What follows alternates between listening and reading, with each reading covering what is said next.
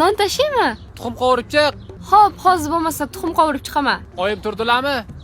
Yo'q, oyjon uxlayaptilar. Tuxum bilan sayisga qovurib yubor. Hozir bo'lmasa. Hop. O'g'lingizni qornlari ochibdi-da, o'shaning uchun choy tayyorlab tushsam maylimi? Yonda o'tirgisi kelyaptimi? Nima qilibdi? Ular ham bilmaganlar-yu. Men sizni onangiz pulni ko'chadan supurib olganmizmi? Yo'q, unaqa demayman-ku.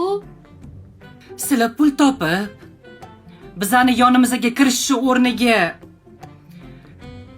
biz topganimizni ko'chaga sochyapsizlarmi? Mashtasa qilmadim oyjon. Men aybim yo'q-ku. Menda xafa bo'lmang oyjon, o'g'lingizlar-ku.